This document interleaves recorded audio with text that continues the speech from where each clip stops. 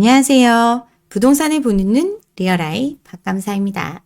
이번에 정부가 부동산 대책을 발표를 했죠. 1월 10일에 재건축 규제 완화에 대한 내용, 그리고 신축 소형 주택에 대해서 주택수 제외나 세금 완화, 여기에 건설사에 대한 금융 지원 등 이런 내용들을 포함해서 주택 경기 활성화를 위한 대책을 발표를 했습니다. 30년 된 아파트 안전진단 없이 재건축을 할 수 있게 해서 공급을 확대하겠다. 그리고 공공주택 공급, 건설산업 활력 회복 등 공급에 대한 지원과 수요 진작을 위한 대책을 발표를 했습니다. 도심 공급 확대책으로 재건축 재개발 패스트 트랙을 도입하겠다고 하죠. 그리고 추진 요건을 완화시켜준다고 합니다. 일기 신도시 같은 경우는 사업 여건 개선을 위한 각종 완화를 약속을 했습니다. 또 비주거용 부동산, 그치만 주거로 쓰고 있는 이런 부분에 대한 공급도 확대하겠다고 했습니다. 기업형 장기 임대를 활성화하고 신축 매입 약정 확대, 전세 사기 예방을 위한 대책, 이런 것들을 통해서 이런 사업들이 계속 진행될 수 있는 여건을 마련하겠다고 한 거죠.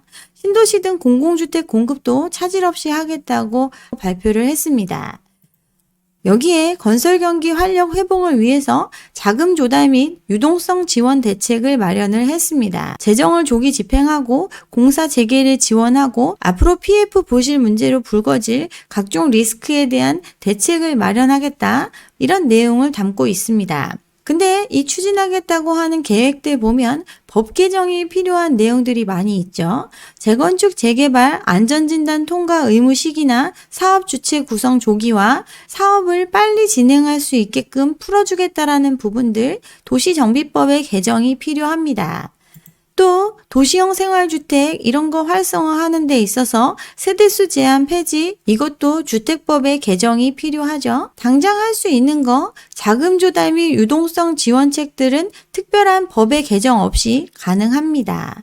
그치만 수요를 진작시키기 위한 세금 관련 규제들, 법의 개정이 필요한 사안들이에요. 이러다 보니까 정책이 엄청난 반향을 일으킬까? 이거에 대해서 의견이 갈리고 있습니다. 부동산 건설 시장 살리자고 지금 대책을 내놨는데 과연 이걸로 악성 미분양 문제라든가 PF 문제를 해결할 수 있을까에 대해서 퀘스천 마크인 거죠. 법의 개정에 있어서는 여소야대 국면에서 과연 통과가 가능할지, 또 재건축 사업을 풀어준다고 해서 다시 시장을 들쑤시면 부동산 시장에 불안정이 올 수도 있다라는 우려가 나오고 있습니다. 재건축 같은 경우 활성화의 관건은 사업 비용을 줄이고 그만큼 이익이 있어야 진행이 가능합니다. 아무리 절차를 줄여준다 하더라도 이 사업의 진행은 사업성이 있습니다. 또 세제를 풀어줘서 돈 있는 사람들이라도 분양받으라고 지금 대책을 마련을 했지만 과연 이 시국에 이걸 부자들은 사줄지에 대해서도 의문이 들어요. 미분양 주택을 해소하기 위한 진정성이 있다면 건설사 금융권이 협의해서 분양가를 할인하거나 중도금 이자를 면제해주는 등 더 파격적인 조건을 내걸어도 지금 분양될까 말까한 시장인데 이런 거 없이 세제 완화만으로 과연 시장이 살아날까에 대해서 의문이 듭니다. 이번에 발표된 부동산 대책, 공급 확대책 플러스 부동산 건설업계의 지원입니다. 근데 공급 확대책의 주요 내용들, 문제는 비용이죠. 들어오는 수익보다 비용이 많은 구조, 즉 사업성이 없는 상태에서는 아무리 사업을 풀어준다고 해도 진척이 되지 않습니다. 그럼 결국 누군가 비싸게 사줄 수 있어야 되는데 사줄 사람이 돈이 없기 때문에 이런 시장 상황이 왔어요. 비싸도 계속 팔릴 수 있는 시장이라면 서로 하려고 안달나겠죠. 근데 그렇지 않은 시장 상황에서 자기가 더 많은 돈을 부담하면서까지 사업을 진척시키기가 어렵기 때문에 지금 답보 상태에 있는 겁니다.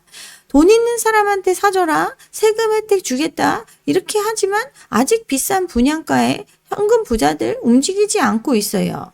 그러니 지금 대책의 내용 결국 보면 공사비 자금난 일단 정부가 지원해 주겠다. 그리고 결국 LH가 매입해 주겠다. 이런 내용들을 포함하고 있습니다. 시장의 문제를 해결하려면 수요가 살아나게 해야 하고 수요를 진작시키는 방법은 사람들이 닿을 수 있는 가격으로 가야 이루어질 수 있습니다. 없으니까 당장 죽지 말라고 인공호흡기만 달아주고 있어요. 세제 혜택 또한 법이 통과돼야 가능한 문제이기 때문에 지금 지금 이야기하는 대책들 공연불에 그칠 수 있습니다. 부동산 시장이 이렇게까지 오게 된 거 전 정부의 문제도 있고 이번 정부의 문제도 있습니다. 지금 정부의 문제, 본질적인 부분을 개선시키지 않은 채 당장의 상황만 모면하기 위한 하석상대 정책을 하고 있기 때문입니다. 또 여기에 정치적인 부분까지 연관돼서 포퓰리즘이 난무하고 있죠. 대책이 선제적인 대응이 아니라 후행적인 대응으로 땜빵식으로 넘어가고 있으니 문제는 해결되지 않고 점점 커지고 있습니다. 근데 전 정부와 현 정부 처해 있는 입장이 매우 다릅니다. 전 정부 때는 유동성이 마구마구 풀리던 시기였죠. 근데 지금은 유동성을 조이는 시기가 됐습니다. 부동산 가격적인 측면에 있어서도 지금 여력이 없어요. 문정부 취임 당시 거품이 형성기입니다. 근데 지금은 거품의 꼭대기에 와 있죠. 거품의 지표로 볼 수 있는 것, PIR, 소득 대비 주택가격의 격차 엄청나게 벌어져 있습니다. 또 거래량 또한 살아나지 못하고 있죠. 가격이 오를수록 절대적인 수요는 줄어들 수밖에 없습니다. 돈이 없기 때문에 참여할 수 있는 사람이 한정되는 시장, 이 시장을 이미 맞이했어요. 또 부채 수준 또한 지금 상당히 달라져 있죠. 그렇게 집값 잡기를 위해서 규제한다 했지만 그 규제를 피해 각종 대출을 일으켜서 수많은 사람들이 엄청난 빚을 졌습니다. 여기에 코로나 위기까지 겪으면서 기업 정부 부채도 급격하게 늘어난 상태예요. 경제의 3주체가 지금 극단적인 부채 수준을 짊어지고 있는 것 전 정부와 현 정부의 차이입니다. 또한 대외적인 환경 또한 완전히 달라지고 있죠. 긴축의 결과물이 지금 시장 곳곳에서 현실로 드러나고 있는 시점입니다. 너무나 많이 풀린 유동성 때문에 인플레이션이 왔고 그래서 긴축의 시대로 접어들었어요.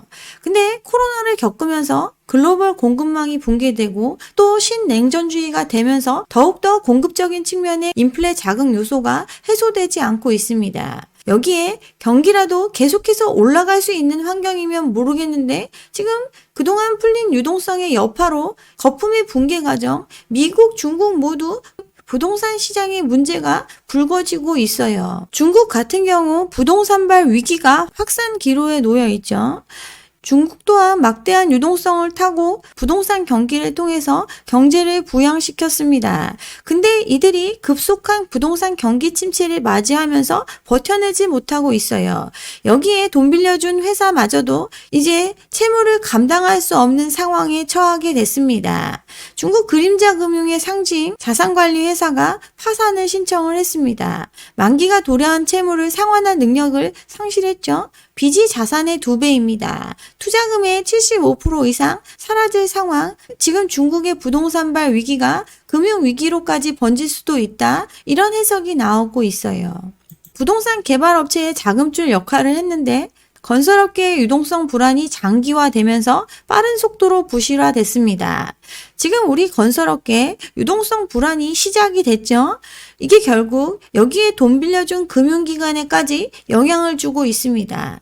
투자금 75%가 증발할 걸로 추산이 되는데 채권자 대부분이 금융회사가 아니라 개인이라서 금융 시스템 전체에 미칠 영향은 크지 않을 거다. 이런 낙관적인 기대를 하는 사람들도 있지만 결국 유동성 과열기에 풀렸던 유동성이 쪼그라들면서 이런 문제들 현실로 나타나고 있습니다. 미국도 마찬가지죠. 상업용 부동산 부실 문제가 수면 위로 떠오르고 있습니다.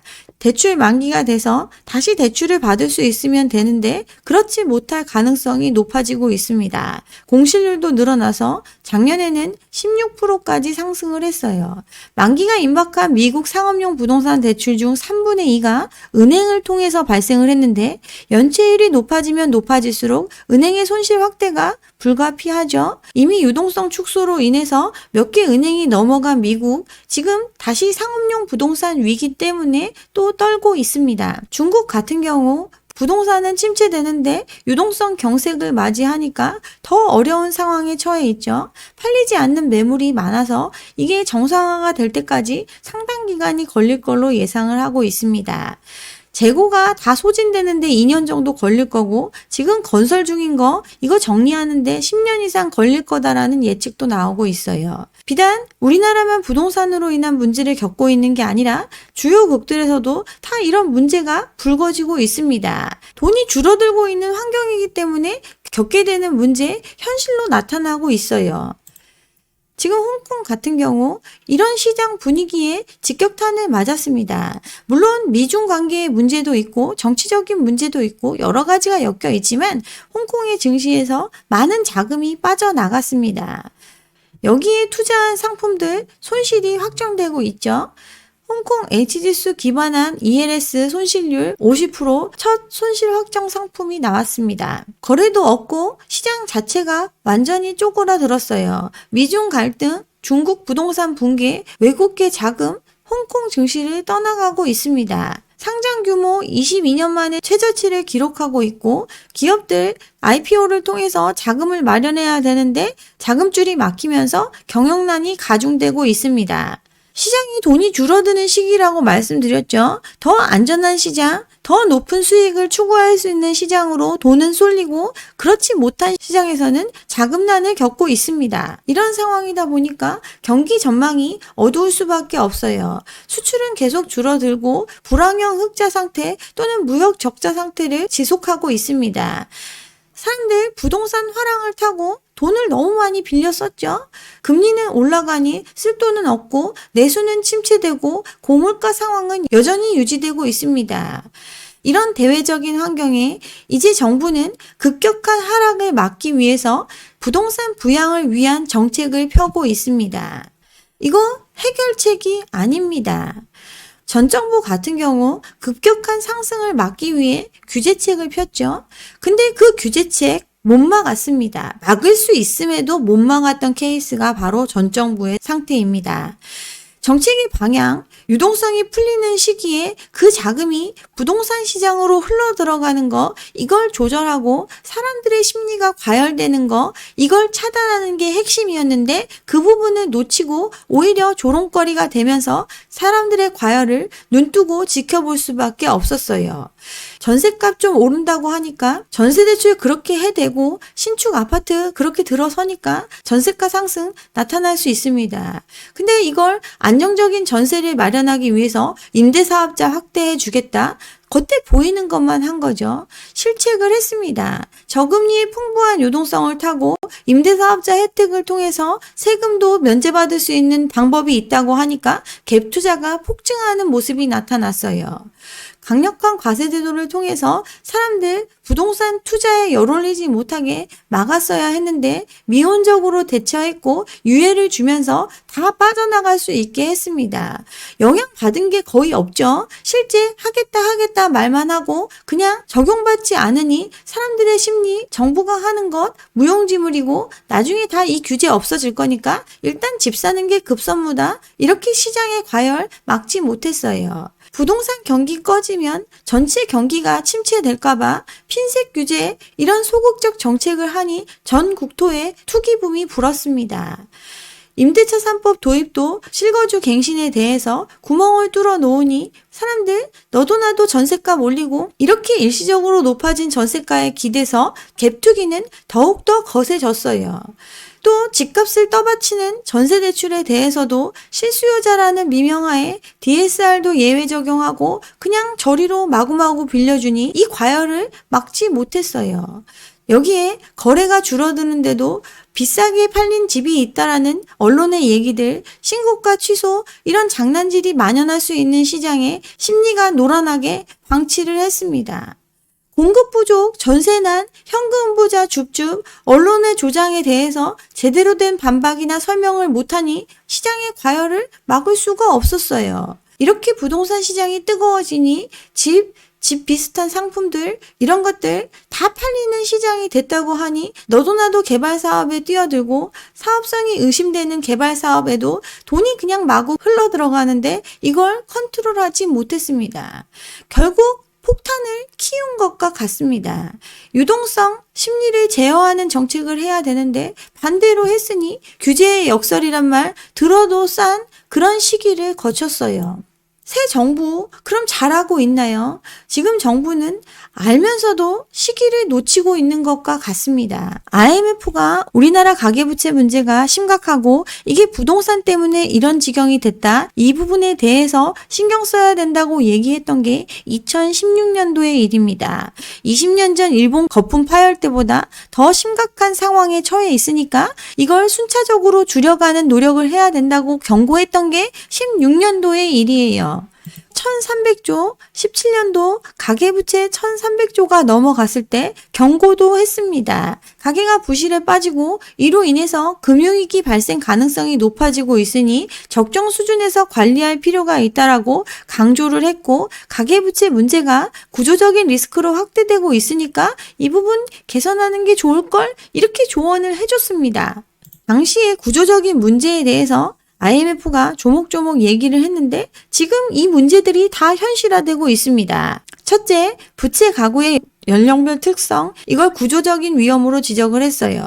다른 나라들은 한참 일할 수 있는 시기에 가계부채가 정점을 찍고 점점 줄어드는 모습이 나타나는데 우리나라 같은 경우는 58세가 된 이후에야 부채가 줄어들기 시작한다. 돈을 벌 능력을 점점 상실해가는 시점이 돼야 겨우겨우 빚이 줄어들기 시작한다. 계속 빚을 끌고 가고 있는 구조적인 문제를 가지고 있다고 지적을 했습니다. 두 번째 문제, 한국의 전세 제도를 꼽았습니다. 전셋값 또한 대출을 통해서 확대시키니까 한국의 가계부채 문제가 빠르게 증가하고 있고, 전셋값 오르는 것만큼 집값도 또 떠받쳐서 올려진 것, 이 문제 17년도에도 지적을 했어요. 또 주택대출의 제도, 원금을 갚는 게 아니라 이자만 내다가 만기의 원금 이자를 한꺼번에 갚는 이런 대출의 비중이 너무 큰 것도 문제가 될 거라고 얘기했습니다. 금리가 빠르게 반등할 경우 부채 가구가 매우 취약해질 위험이 높기 때문에 이 부분에 대해서 개선이 필요하다고 얘기했습니다. 네 번째로 비은행 기관의 대출이 급증하고 있음을 지적을 했어요. 비은행 기관의 대출, 즉 건전성 규제에서 좀 벗어나 있는 금융권의 대출이 늘어나고, 이는 가계부채의 질적 악화 가능성이 높아지는 것이기 때문에 이 부분도 위험 요소라고 이야기를 했습니다. 마지막으로 미시 건전성 정책이 다른 나라보다 느슨하다라고 지적을 했습니다. 즉 대출을 상환 능력 같은 거 안 따지고 너무 많이 해주고 있다라는 것, 이 부분을 지적했어요. 근데 뭐 바뀐 거 하나도 없죠. 그러니 가계부채 취약 국가가 됐습니다. 서브프라임 모기지 사태로 금융위기가 터지고 난 이후에 대부분의 선진국들은 가계빚을 줄이는 데 힘을 썼는데 우리는 거꾸로 가계빚을 늘렸습니다. 그러다 보니 빚 갚는데, 이자 갚는데 쓰는 돈이 일본, 미국, 독일 이런 나라들보다 2배나 많아졌습니다. 계속해서 가계부채의 문제가 쌓여가고 있었고, 그 문제에 대해서 구조적인 개선이 필요한데도 그냥 방치하고 흘려온 시간만큼 폭탄의 크기는 커졌어요. 이렇게 완화적인 정책을 해왔던 금융기관의 수장들 또한 이제 가계부채 문제를 지적을 했던 거 2, 3년 전부터 해왔습니다. 선제적으로 관리할 필요성, 지금 과도한 레버리지가 신용위험으로 확대될 가능성이 있고 금융기관의 약한 고리로 작용할 수 있다. 이 문제가 한계 상황에 온 게 올해의 일이 아닙니다. 그래서 가계부채 관리 강화하고 일관되게 관리해야 된다라고 얘기를 했는데 그걸 못하고 있는 거죠. 비둘기 중에 비둘기마저도 그레이트 리셋이 필요하다고 하면서 금융 시스템의 건전성과 보건력 유지를 위해 만전을 기해야 된다. 잠재된 리스크가 본격적으로 드러날 거니까 경계감을 가져야 된다. 이 얘기했던 게 21년도의 일입니다. 이런 문제점이 심해지고 있다는 걸 전 정부 인지하고 있었지만 초유의 사태 코로나가 터지면서 어떻게 보면 그냥 뭉갰어요.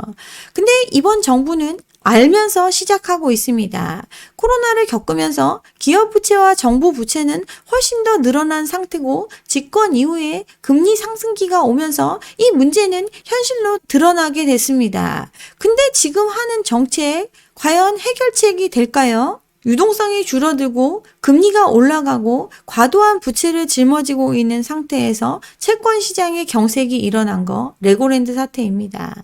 당황했죠, 정부는. 이 문제를 넘기고 정부가 취해야 되는 정책의 방향, 이 문제 터질 수밖에 없는 문제이기 때문에 최소한의 희생을 감수한 구조조정을 선제적으로 시행했어야 합니다. 근데 정책은 거꾸로 가고 있죠. 둔촌주공의 문제를 해결하기 위해서 정부의 쌈짓돈 체안펀드 투입하고 금융기관한테 이 짐을 짊어지게 했습니다. 허그가 보증을 서주고 또 가계부채 한계 상황에 있는 가게한테 특례 보금자리론 50년 모기지 이런 걸 통해서 빚내서 집사라를 했어요. 이렇게 했던 이유 상저하고 지금은 안 좋지만 하반기엔 좋아질 거다. 중국이 리오프닝하고 경기가 나아질 거다. 미국의 금리 인상 이제 멈추고 오히려 인하할 거다. 이런 얄팍한 기대를 통해서 정책을 했습니다. 결과 세계의 흐름과 달리 우리나라 가계부채 더더욱 폭증을 했죠. 제2의 영끌이 양산됐습니다. 또 빚을 빚으로 막으면서 시장의 문제를 정리하지 않고 이연시킨 결과 더 커진 PF 부실 문제가 불거지고 있습니다. 이제 건설사들 버티지 못하고 하나둘 손들고 있고 국내 16위의 건설사가 빚 못 갚겠다고 손을 드는 사태까지 벌어졌습니다. 태형의 워크아웃이 트리거가 돼서 업계 전체에 도미노처럼 이 문제가 확산될까봐 일단 워크아웃을 통해서 회생의 길을 열어주겠다 이렇게 결정을 했는데 이거 진행한다고 다 회생할 수 있는 게 아니죠. 졸업이 더 어렵습니다. 자산 매각, 임직원 감원, 안간힘을 써도 워크아웃을 통해 회생하는 거 소수에 불과합니다. 2009년 글로벌 금융위기 때 워크아웃을 겪었던 건설업체 대부분 5에서 10년가량 구조조정 기간을 거치고 졸업을 했습니다. 그나마 정상으로 돌아올 수 있었던 곳은 모기업의 금융지원을 통해서 가능했죠. 결국 법정관리, 파산, 매각되는 이런 절차로 가게 됩니다. 쌍용건설 2번이나 워크아웃하고 매각됐죠. 경남기업 2년 만에 졸업했지만 법정관리 들어가서 매각됐습니다. 신일건업 2차 워크아웃 들어간 다음에 법정관리 파산했습니다. 워크아웃 이후에 법정관리로 간 회사들도 부지기수입니다. 시장의 문제 해결책, 결국 부동산 경기가 좋아지고 사줄 사람이 많아지고 사업성이 개선되고 돈을 많이 벌어들일 수 있어야 가능합니다. 근데 그게 안 되기 때문에 지금과 같은 경색이 오고 있어요. 재건축, 재개발 활성화하기 위해서 시간 단축해주고 최대한 도와주겠다 하지만 지금 못 가는 이유 사업성이 떨어지기 때문이죠. 상계주공 5단지 재건축 추진한다고 부동산 호황기에 몇 배씩 가격이 올랐지만 부담금 산정해 보니까 추가로 수억 원을 부담해야 합니다. 그러니 사업이 안 되죠. 이미 공사가 진행 중인 사업장들 또한 공사비 갈등으로 공사가 지연되고 있습니다. 대조 1구역 같은 경우 일반 분양 못하고 있으니까 건설사 공사 중단했죠. 잠실 진주 공사비 올려달라고 했는데 추가로 부담해야 되는 상황이 되니까 지금 갈등하고 있습니다. 이들 자기 주머니에서 비용을 부담해야 되는 문제에 직면해 있고 이걸 시장에 팔아서 줄일래야 줄일 수가 없기 때문에 이 문제는 해결되지 않고 있습니다. 결국 누군가 더 부담을 해야 이 문제가 해결이 되는데 부담할 사람들이 돈이 없습니다. 정말 공급이 부족해서 이번 대책이 나왔을까요? 공급을 해도 사줄 돈이 없기 때문에 이 문제는 공급을 확대한다고 해서 또는 건설사를 지원한다고 해서 해결될 문제가 아닙니다. 고양, 창릉, 택지, 미 낙찰된 이유 건설사 돈이 없으니까 못하고 있습니다. 결국은 누군가 사줘야 이 시장의 경색이 풀리고 그러니까 돈 있는 사람 사주라고 세금 혜택 주겠다고 하고 신생아 대출 해주면서 젊은 사람들 집 사라고 하고 이런 거 하고 있죠. 이미 영끌은 불가능한 상태입니다. 심리는 꺾이고 효과도 없고 또 이 정책이 현실화될 때까지 넘어야 할 산이 너무나 많습니다. 총선용에 불과하다고 볼 수 있어요. 김포 서울시 편입 메가시티 이슈 얼마 전에 나왔었죠. 이와 같은 해프닝이라고 볼 수 있습니다. 이번 대책 여력이 없는 상태에서 나온 대책입니다. 법도 통과돼야 되고 정부도 돈이 많아야 돼요. 선제적인 대응이 되려면 수요가 살아나게 해야 되겠죠. 수요가 살아나는 방법, 거품을 빼서 사람들이 닿을 수 있는 가격으로 만들어줘야 합니다.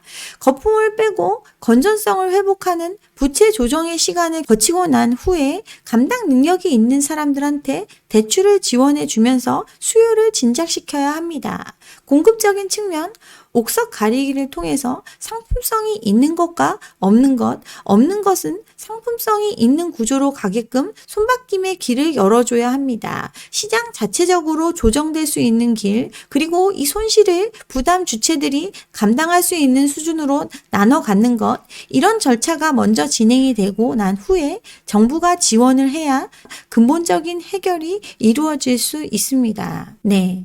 여기까지 오늘 준비한 내용이고요. 오늘 제 영상이 좋았다면 좋아요와 구독 잊지 마시고 다음 영상도 함께 해주시기 바랍니다. 감사합니다.